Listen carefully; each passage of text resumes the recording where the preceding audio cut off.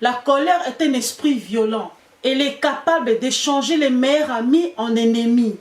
La colère est la meilleure chose pour vraiment échouer. La colère abîme la santé. Bonjour tout le monde, c'est Francine. J'espère que vous allez bien. Alors aujourd'hui, on va aborder un sujet qui touche pas mal de gens. Moi en première, parce que j'étais une personne très colérique. Ça veut dire, dans mon caractère, je suis quelqu'un de très calme et très gentil, mais je m'énervais beaucoup. C'était mon cas. Il s'agit de la colère non contrôlée. C'est quoi la colère?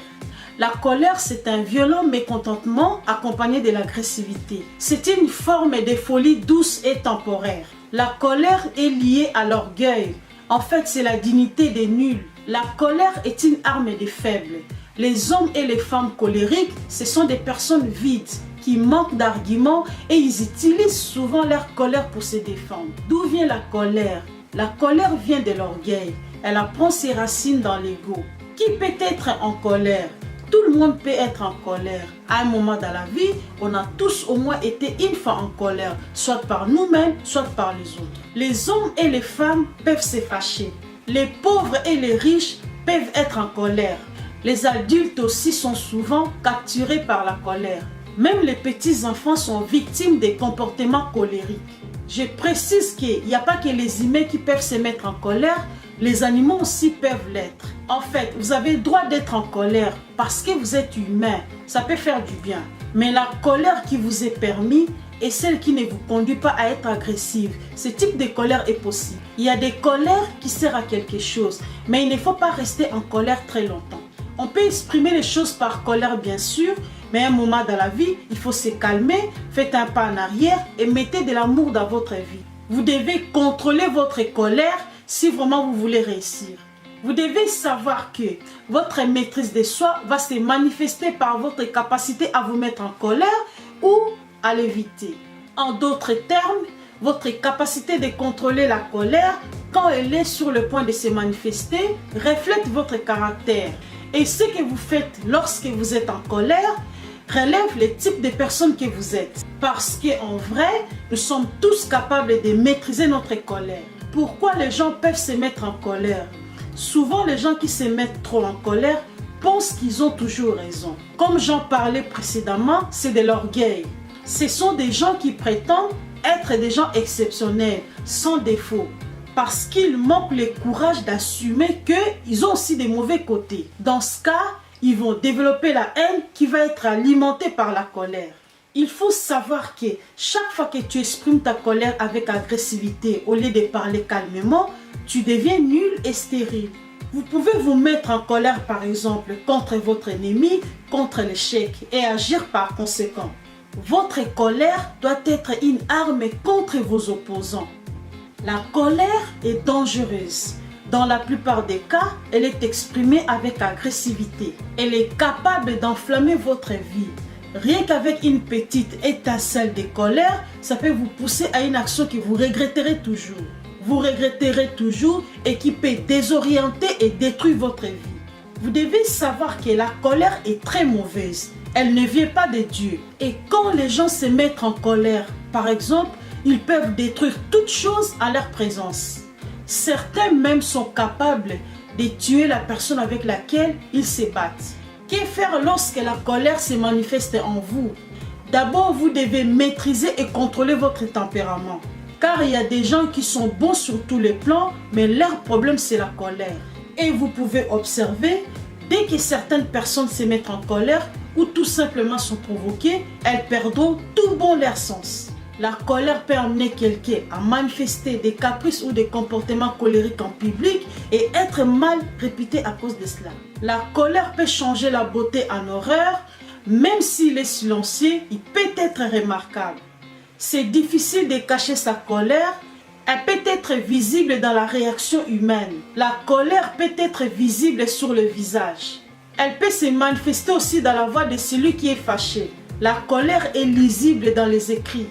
Certes, ce n'est pas facile, mais vous devez arriver à un niveau où vous êtes par exemple, lorsque vous êtes provoqué, mais vous ne vous mettez pas en colère, cela permet à rendre vos ennemis impuissants.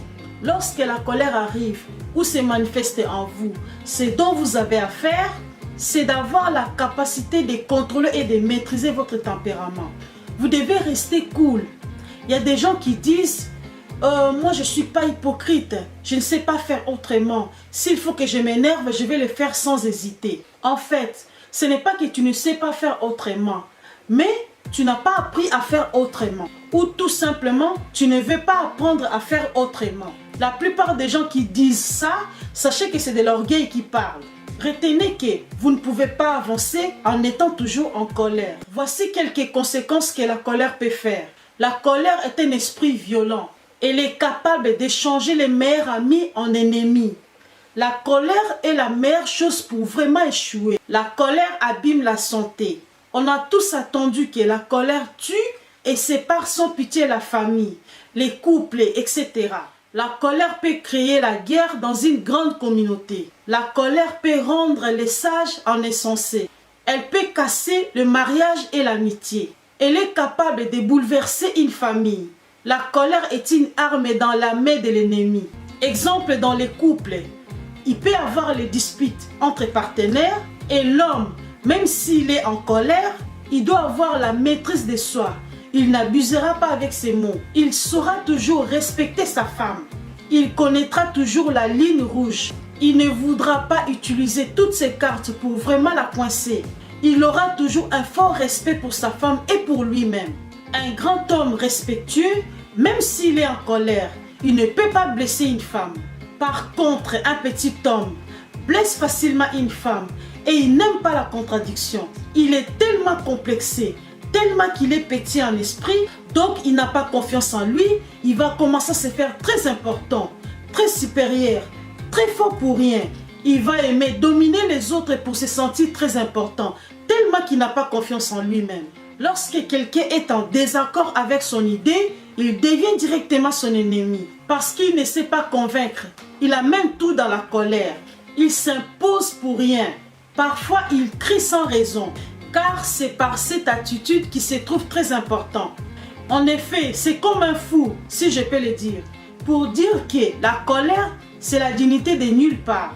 Vous devez mettre en tête que quand vous permettez la colère demeurer en vous, elle devient semblable à du charbon ardent dans votre poche. Et vous serez finalement considéré comme quelqu'un de nul et de méchant.